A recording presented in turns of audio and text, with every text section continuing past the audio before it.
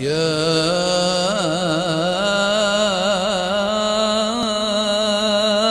رمضان.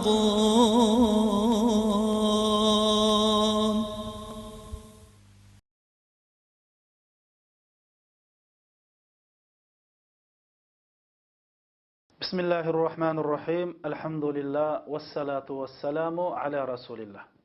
Hürmetli qarindoshlar. Biz ko'pincha vaqtlarda senchu, uchu deb boshqalardan hisob elishga, boshqalarning aytganlarini, qilganlarini o'lchashga jing tarozi bilan jinglashga nihoyat amroq kelamiz. Ammo menchu, o'zimchu deb o'zimizdan hisob elishga kelgan chaqda sal qaraymiz. Bu bexatarlik ahvol. Endi men mushni anglagan har bir qarindishimdan o'zimdan so'rab boqay. Biz mush yoshqichilik yashab, bir qitim zodi samimiy o'ltirib, o'zimizdan hisob etib baqdiqmi? Qilganlarimizdan, aytganlarimizdan, ishganlarimizdan, yeganlarimizdan, deganlarimizdan, anglaganlarimizdan, mas'uliyatimizdan hisob etib baqdiqmi? Samimiy bo'ldiqmi? Agar buni qilmagan bo'lsak, hisob olmagan bo'lsak, mana bu oldimizdagi Ramazon o'zimizdan hisob oladigan, nafsimizdan hisob oladigan eng yaxshi fursat. Bu nafsining hisob elish, nafsdan hisob elish, o'zni hisob elish bu bak muhim bo'lganlikdan Alloh subhanahu va taolo nafsi bilan qasam qildi qarindoshlar. Va nafsi va ma sawaha, nafsi bilan qasam devat Alloh subhanahu va taolo. Nafs uchun ikki yo'l bor qarindoshlar. Taqvoli qo'yli. Buni tutgan odam dunyo oxiratda baxtli, saodatmand kishilardan bo'ladi. Buzuqchilik yomon yo'l. Buni tutganlar dunyo oxiratda xonavayron, xor zabun bo'ladi qarindoshlar. Nafsining kayni kirganlar, o'zidan hisob olmaganlar pushaymon foyda bermaydigan shundoq bir kunda qattiq pushaymon qiladi. Alloh subhanahu va taolo o'sha ko'rinishni bizga tasvirlab shundoq deydi. Taqula nafsun ya hasrata ala ma farrattu fi jambillah وَإِن كُنتُ لَمِنَ الْخَاسِرِينَ لَمِنَ السَّاخِرِينَ. Allah'ın haqqida ketkizib qo'yganlarim uchun mas'uliyetsizlik qilganligim uchun voy isit. Ya nadomat, hay hasrat deb ajoyib bir hasrat chekib, voy men nima deb ashu bu masalaga sal qaragan, masxirlik bilan qaragan, yengillik bilan qaragan kishilarning qatoridan bo'ptikanman emasmi voy isi deb mushunda hasrat chekinadigan bir kun va deb Alloh shu kunni bizga jonliq tasvirlab beradi Qur'oni Karim orqali. Allah subhanahu wa ta'ala deydi: "Wal tanzuru nafsum ma qaddamat lighad." Her bir nefs, yani her bir insan, men, siz, her bir müminler özünün et üçün nemi tayyorlaganligiga qarab baxsun deydi qarindoshlar. Yani o'zinglardan hisob elinglar. Mahsharga maydoniga yig'ilgan vaqtinglarda nama amal daftaringlar jin taroziga qo'yilib jinglangan vaqtida Allah subhanahu wa ta'alaning oldida turib hisob berdigan shu kunlar uchun sizlar nima tayyorladinglar? Qani sizning qanishinglar o'zinglardan bir hisob etpaqinglar deydi. Jonijon suyumlik payg'ambarimiz Muhammad sallallohu alayhi va sallam bizning o'zimizdan hisob elishimizning muhimligi, balki hisob olgan musulmon bilan hisob olmagan musulmonning farqini bayon qildi. O'zini hisob olgan odamni aqlliq dedi, hisob olmagan odamni bechora dedi. Al-kayyisu man dana nafsahu wa amila lima ba'da al-maut. والعاجز من أتبع نفسه هواه وتمنى على الله الأماني. Aqlliq odam bo'lsa, o'zidan hisob olgan odamdir. Va o'limdan keyingi ishlar uchun yaxshi amallarni qilgan odamdir. Mana bu aqlliq odam. Ammo ojiz bechora, ya'ni aqlliqning aksi odam bo'lsa, nafsini havoyi havasning quli qilib bergan.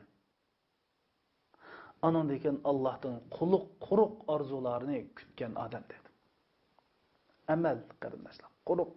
Biz bu nafsning xohishiga kirib, o'zimizdan hisoblamay keyin voy Alloh sil G'afurur Rahim, Rahmonur Rahim deb Allohdan quruq orzuni qilsak, biz ahmoq bo'ldik emas qarindoshlar. Endi bu o'zidan hisob olmaslikdan qanday ahvol kelib chiqadi desa, qalbning o'lishini keltirib chiqardi dedi qarindoshlar. Ibn Qayyim Javziy rahmatullohi alayh inson o'zidan hisob olmaslik va nafsiga berilish, havoyi havasning kayniga ergishish insonning qalbining o'lishini keltirib chiqardi degan qarindoshlar. Astagfirullah. Umar ibn al-Xattob radhiyallohu anhu o'zining qo'l ostidagi amaldorlar xat yozsa, muqaddimasiga mundaq yozadi: Hasibu anfusakum qabla an tuhasabu. Zinu a'malakum qabla an tuzanu. Wa'lamu anna malakal maut takhattana ila ghayrina wa sayatakhatta ghayrana ilayna falyakhudhul hadar falta'khudhul hadar. Sizlar o'zinglardan hisob berishdan burun o'zinglardan hisob elinglar deydi. Ya'ni sizlar qiyomat kunsi hisob berishdan burun eng yaxshisi hozir o'zinglardan hisob elinglar. Chunki Alloh subhanahu va taolo Qur'oni Karimda dedi: Iqra kitabak kafa bi nafsika al-yawma alayka hasiba. Ey inson, nam amal daftarini o'zing o'qi, o'zing hisobla deydi. O'zing o'qib, o'zing bir hisobingni qila deb qiyomat kunsi Alloh subhanahu va taolo bizga shunday deydi ekan. Hey bu buludu canım qarindoshlar, mayli xohlayli, xohlamayli buludu. Chuqum har bir Alloh dedi, mushunda deyildi insonlar dedi. O'zining qilgan qilmishini, o'zining nomi amal daftarlarini o'zlariga o'qitib soldi ekan Alloh subhanahu va taolo. Mushunda kun kelganiga biz ishongan bo'lsak, Alloh subhanahu va taolaning Qur'oni Karimga Allohning kalomi deb ishongan bo'lsak, voy bizga nayti bir necha kun, bir necha oy, bir necha yildan keyin mushunda o'qa deyilgan bo'lsa, hozir nomi amal daftarlarimizni o'qib, o'zimizdan hisob olmasak bo'landa, mushu Ramazondak ulug' kunlarda o'zimizdan hisob olmay g'aflat ichkasak bo'landa qarindoshlarim, shuning uchun mana bu so'zlarni qilib o'tiribdiman. Qiyomat kunsi, ya'ni Umar roziyallohu anhuning so'zi. Hisob berishdan burun o'zinglardan hisob elinglar. Ey xaloyiq, nomi amalinglar jinglanishdan burun o'zinglar bir jinglab ko'ringlar. Shuni bilib qo'yinglarki, bugun Azroil bizdan atlab boshqalarning qishig'i o'tib jinni oldi. Ata boshqalarni atlab bizning jinimizni og'ilib keladi. Qattiq hazar aylanglar deb Umar roziyallohu anhu mana shunday ogohlantirdi qarindoshlar. Ahnab ibn al-Qays degan zot har kashda o'zining qo'lini chiroqning ustiga qo'yib, "Sen paloni kundagi ishni nima uchun qilding? Sen paloni ishni paloni kuni nima uchun qilding?" deb o'zidan hisob oladi qarindoshlarimiz. Demak, biz bu Ramazonda o'zimizdan hisob elish, nomi amal daftarlarimizni oldimiz qo'yib varaqlab ko'rish, samimiy bo'lish bu har bir mu'min musulmon uchun ajoyib bir muhim masala. Endi qarindoshlarimiz deyishimiz mumkin, men o'zimdan qanday hisob olaman? Buning tartiblari qanday bo'ladi deb. Oldi bilan qarindoshlar, biz Alloh bizga farz qilgan farzlardan hisob olishimiz kerak. Bizningki tavhid e'tiqodimiz qandoq? Bizning qilayotgan ishlarimizda, e'tiqodimizda, ish harakatimizda shirk bormi, yo'qmi? Namaz, farz namazlardan hisob olishimiz kerak. Biz namozni qanday o'qiyotimiz? Namozni xushu, xudu bilan Alloh aqib namozni zodi samimiy astoydil o'qing degan qanday o'qiyotimiz? Ro'zani qanday tutyapmiz? Allohning diniga jinimiz bilan, milimiz bilan xizmat qilyapmizmi, qilmayapmizmi? Mana bu bir qator masalalardan hisob olishimiz kerak o'zimizdan. Ikkinchisi, Alloh cheklagan ishdan yondiqmi, yonmadikmi? Biz shu Alloh cheklagan ishni qilib qolgan bo'lsak, darhol tövbe qilib va shu ishlarni juydigan cho'ng-cho'ng savob ishlarni qilishimiz kerak. Üçüncüsü, en xatarlik iş biz g'aflat yashab ketamiz qarindoshlar. Biz qanchalik g'aflat yashab o'tkazyaptik. Mush ömrümüzden qandaq bir ishlarga sal qaradik. Hey, o'ylab baqili. Bizning ota-onamizning haqqini ado qildikmi, qilmadikmi? Oiledagi mas'uliyatimiz, dada bo'lsak, dadalik, ona bo'lsak, onalik, bola bo'lsak, balalik mas'uliyatimizni ado qildikmi, qilmadikmi? Qo'shindochilik majburiyatimizni ado qildikmi, qilmadikmi? Bir musulmon bo'lish sifatimiz bilan islom ummatiga bo'lgan islom ummatining bizning ustimizdagi mas'uliyatni ado qildikmi, qilmadikmi? Mushundaq musulmonlar beşer kun tushgan. Kız oğullarımız qarang'i zindonlarda yetayotgan. Bu qeri cho'ri bicharalar zulm ostida ingrayotgan mushkullarda biz nemish qildik, mas'uliyatni ado qildikmi, qilmadikmi? Mush dinimizni qarta mas'uliyatimizni ado qildikmi, qilmadikmi? Mana bu haqda hisob berishimiz kerak. Ondan keyin biz ko'zimizdan hisob olishimiz kerak. Qanchalik harom ishlarga qaradik, qanchalik yaxshilarga qaramadik. Quluqimizdan hisob olishimiz kerak.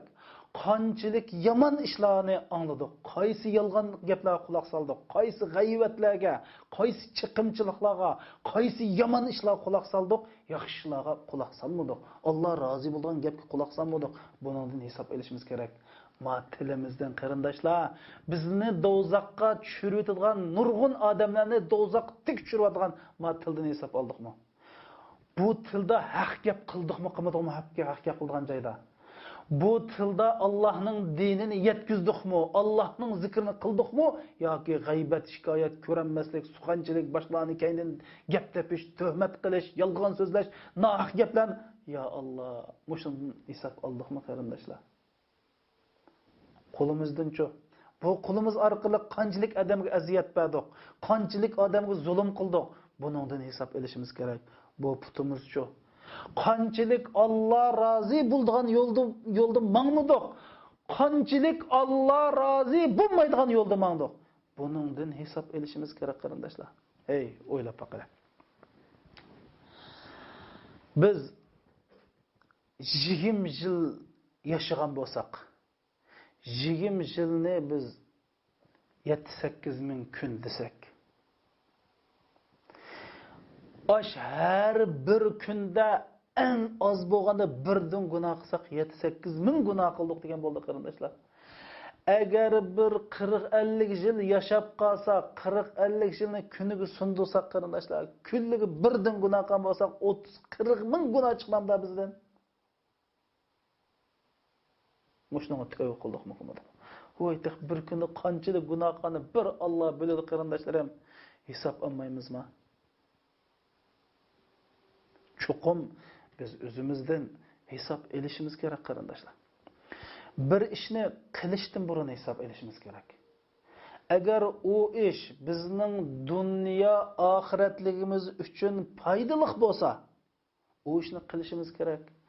Agar qilmoqchi bo'lgan ish dunyo oxiratligimizga ziyon keltiradigan ish bo'lsa, qilmasligimiz kerak. Qilayotgan ishimiz, o qilmoqchi bo'lgan ishimiz Alloh rizoligi uchun bo'lsa, qilishimiz kerak. ko'nglimizda boshqa niyatlar bo'lsa, bu ishni qilishdiki, uni qilmasligimiz kerak. Ishni qilib bo'lgandan keyin yana hisob, har bir ishni qilib bo'lgandan keyin hisob berishimiz kerak o'zimizdan. Bu ishni nima uchun qildim? Bu ishda mas'uliyatsizlik qildimmi yoki to'liq mas'ulligimni ado qildimmi? Ishni qilib bo'lgandan keyin bu ishni yaxshi qilib davomlashtirirdimmi yo tashvatdimmi? Bu ishni qilganim yaxshi bo'ldimi yo qilmaganim yaxshi bo'ldimi? Bu ishga gumonliq, Alloh rozi bo'lmaydigan ish aralashmadimi? Shubhi bormi yo'qmi?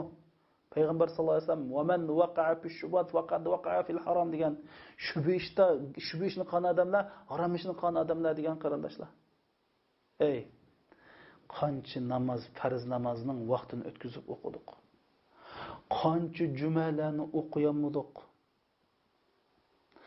Nurg'un mas'uliyatlarimizni ado qilamadik. Nurg'un yaxshilarga g'ururlik qildik. Nurg'un Alloh rozi bo'lmaydigan yomon ishlarga beshimizni cho'kirib turdik. Dinimiz bizga eng ehtiyojli chaqda biz o'zimizni chetga oldik. Allohdan qo'rqishga tegishli o'rinlarda Allohdan qo'rqmay insonlardan qo'rqdik. Ota-onamizni nechqatam qaqshatdik. Oila vajoqimizga, bolalarimizga, ayollarimizga, aylarimizga qanchalik zulm qildik. Ojiz miskinlarga yordam qildigan vaqtda yordam qilmadik. Qanchalik odamlarga zulm qilib soldik. Mana bu Ramazonda siz cho'qim o'zimizdan hisob elishimiz kerak. Assalomu alaykum va rahmatullohi va barakatuh. Bu dunyoda bugun borman, ertam gumon. Oxiratni o'ylab bugun qo'rqdim yomon. Tobutimni ko'tarsalar barzax tomon. Tahajjudda duo qilib qo'ygin ukam. Bu dunyoda bugun borman, ertam gumon. Oxiratni o'ylab bugun qo'rqdim yomon. Tobutimni ko'tarsalar barzax tomon. Tahajjudda duo qilib qo'ygin ukam. Yig'layapman, yig'lashimga bordir sabab. O'lim hidi anqib qoldi mendan ajab. Ajal kelsa ko'kragimga hanjar qadab. Tahajjudda duo qilib qo'ygin ukam. Yig'layapman, yig'lashimga bordir sabab. O'lim hidi anqib qoldi mendan ajab. Ajal kelsa ko'kragimga hanjar qadab. Tahajjudda duo qilib qo'ygin ukam. Holim nedir o'lim tashrif qilgan sana. Omon qoldi lahat ichra qaybir tana. Bu dunyoda mendan yomon kim bor yana? Tahajjudda duo qilib qo'ygin ukam. Holim nedir o'lim tashrif qilgan sana. Omon qoldi lahat ichra qaybir tana. Bu dunyoda mendan yomon kim bor yana? Tahajjudda duo qilib qo'ygin ukam. Nazar solgin sham olovning o'ynog'iga. Chidolmaysan bir lahzalik qaynog'iga. Dosh berolmam jahannamning qiynog'iga. Tahajjudda duo qilib qo'ygin ukam. Nazar solgin sham olovning o'ynog'iga. Chidolmaysan bir lahzalik qaynog'iga. Dosh berolmam jahannamning qiynog'iga. tahajjudda duo qilib qo'ygin ukam. Qabrim kutar dunyo quvib jonim halak. Safar olis sarmoyadan yo'qdir darak. Ostonamda jonim uchun kelgan malak. Tahajjudda duo qilib qo'ygin ukam. Bu dunyodan ketay ukam ko'ngil to'lib. Hech bo'lmasa ketar chog'im xursand bo'lib. Do'stman deding biror marta do'stlik qilib. Tahajjudda duo qilib qo'ygin ukam.